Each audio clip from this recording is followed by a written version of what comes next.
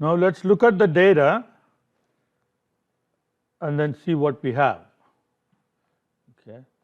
So here is the data set, and your textbook has a description here that I have copy pasted the textbook actually here. So this is a home price assessed property value, all right, for a bunch of homes in West Roxbury from way back somewhere, sometime, I don't know. So we have, these are the columns. So we have the total value, assessed value, tax, and then total lot size, year built, gross area, living area, and so on. Okay. So now here, all of these are numeric variables except for remodel. Remodel is whether the home was remodeled or not, recently done, it was done old, and then no remodeling. So these are the values coded in that column. Okay. So that's the description here. Okay. All right. So now we don't see all the columns, we only see the first 5. Now if you click this arrow, that will take you to further columns. Okay, like that. So now see, remodel is a character column. Okay, and right below the column name, the data type of the column, okay, is shown. Okay, and once again remember, read.csv is going to bring the data as a data frame. Okay. Now there is something that we can do for character variable like this. Okay, so like remodel. Okay. Now we want remodel to be a factor. Remember, converting character variables that are categorical variables that are factors. You know, it's a good idea to convert them into factors, not just leave them as character variable. Okay, there are some advantages to that. So if you know that all the character variables in the data set need to be factors, all of them, okay, then we can include the strings as factors equal to true. But you have to use this in a careful way, because this is going to convert all the string variables into factors. Okay, suppose if you have a column of customer comments. Customer comments is going to be a string variable, but that's definitely not a factor variable, because each entry is going to be completely unique and it is not a factor variable. But if you say here, right, strings as factors equal to true, then it's going to convert that into a factor too. So you have to be careful. So now we know that there is only one string variable, and I'm going to select that strings as factor equal to true. Okay. And once again, you have to be very cautious when you use this. Okay. If you're not sure, don't use it, and then you can convert individual columns to factors afterwards. Okay. You don't have to do it in the read.csv code itself. You can do it later.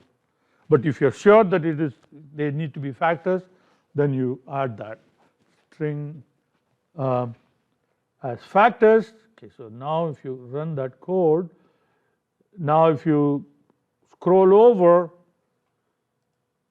you see the remodel is no longer a char column, C-H-A-R, character column, but it has been converted into a factor.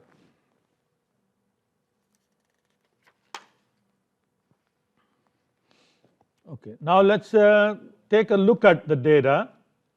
Right, so now we know what each column represents, okay, from this table. Okay. Now, how do we look at the metadata? There are several ways in which you can do this. Okay, there are several commands.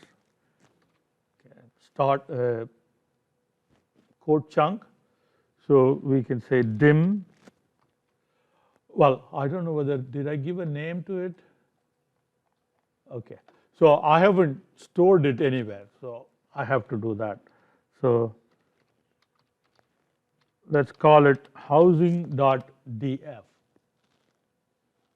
Okay, so now it will read the data and put it into housing.df. Okay, so now it doesn't tell you what there is. So earlier when I did not have this part, after reading it told you, gave you the first few rows and gave you all the column names and everything. Okay, but you don't get that if you save it in.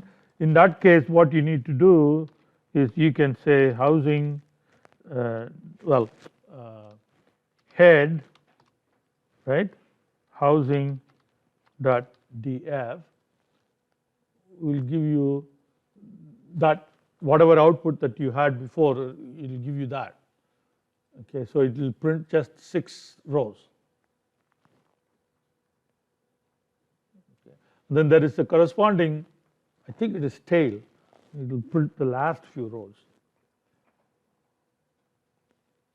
Okay, so now you can say dim housing.df.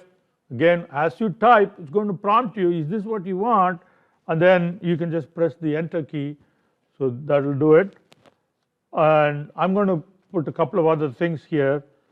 So there is n row, and again, as the name suggests, it's going to give you the number of rows. N col, that will give you the number of columns. Okay. All right, let's do that. Okay, so it gives you dimension. So dimension is how many rows there are and how many columns there are. Okay, and then of course the n row is going to give you that, and n column is going to give you that. Okay, now there is another useful code for metadata, and that is called str, and str stands for structure. So housing df, so click that. So it gives you for each row, so that's your data frame. So it says what the data set is. The data set is a data frame. It has that many observations and that many variables, and then each column, name of the column, what is the data type, and the values of just a few of them. Okay, so first one is a floating point number, and then we have integer, integer, integer, and then floors is numerical. Okay, integer, integer. Finally, the last column is a factor column.